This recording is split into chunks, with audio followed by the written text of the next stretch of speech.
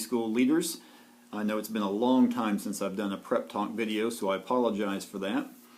What we're going to be looking at in this unit that we've already had a couple of weeks on is ministering to people in times of crisis.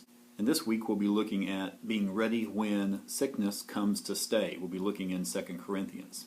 Most weeks in your Sunday school packet there are several pieces of information. One, of course, is the roll. The other is the half sheet of information that I call the Sunday School Leader Update that has various announcements and other things that I need to communicate with the Sunday school leaders. There's also another piece of paper that I'm going to guess in most classes gets overlooked, and that's the prayer sheet. You'll see on there it's one page front and back, 2 columns on each side. Lots of needs that are in our church, and we try to bold the more current needs or the most recent changes. So take a look at that.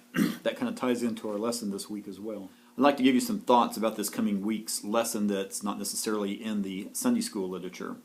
And so I'd like to read the first 3 verses. This is 2 Corinthians chapter 4, verses 16 through 18. It says, "Therefore we do not lose heart. Though outwardly we are wasting away, yet inwardly we are being renewed day by day.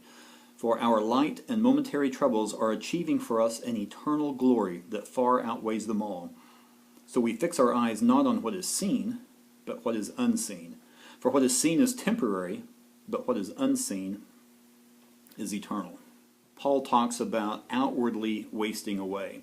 And I know once, at least I reached about the age of 30, I realized that my metabolism was slowing down, that my eyesight was getting worse. Ruth claims that my hearing, at least when she's talking to me, is getting worse. So we know physically we are wasting away, that we are winding down as we get older. I think everybody knows that. Aging just happens. It doesn't matter how much Botox you use or tummy tucks or dyeing your hair or whatever, aging still happens to us.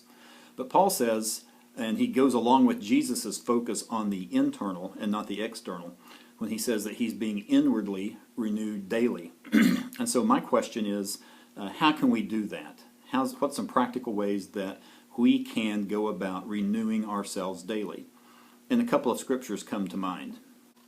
The first one probably came to most of your minds when I mentioned renewing inwardly, and that is Romans 12:2. "Do not conform to the pattern of this world, but be transformed by the renewing of your mind. Then you will be able to test and approve what God's will is, His good, pleasing, and perfect will." Also in Philippians chapter 4, verse 8, another great way to renew ourselves inwardly is our thoughts. He says, "Finally, brothers and sisters, whatever is true, whatever is noble, whatever is right, whatever is pure, whatever is lovely, whatever is admirable, if anything is excellent or praiseworthy, think about such things."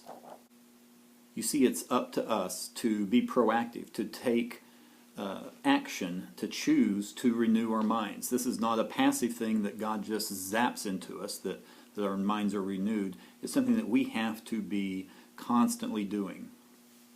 In verse 17, he talks about his light and momentary troubles. You think about some of the troubles that Paul endured. Think about those. What were they? He was shipwrecked, he was jailed, he was stoned, he was beaten, he was thrown into an open sea. So if anyone could complain about life being unfair, it would be Paul. But he called those things light and momentary troubles. He does that when he compares what's going on in his life in this world to eternity.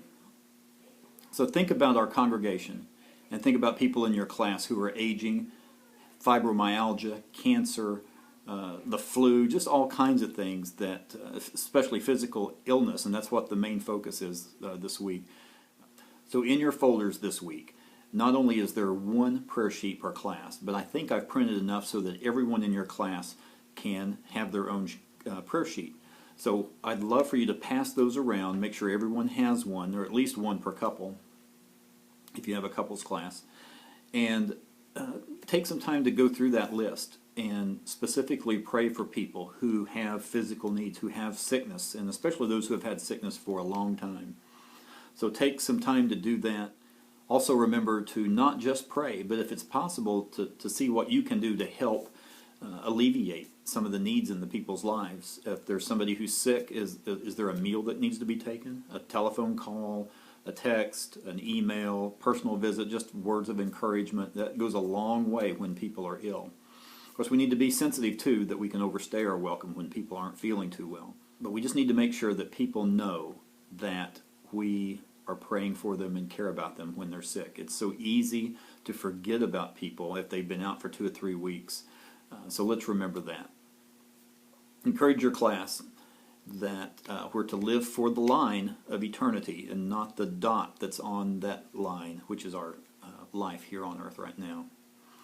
Now, the next 3 weeks after this, there will be some very interesting lessons on sex. I'm so looking forward to making those Prep Talk videos. So until next week, I hope you have a great week, and I hope to see you Sunday. Bye.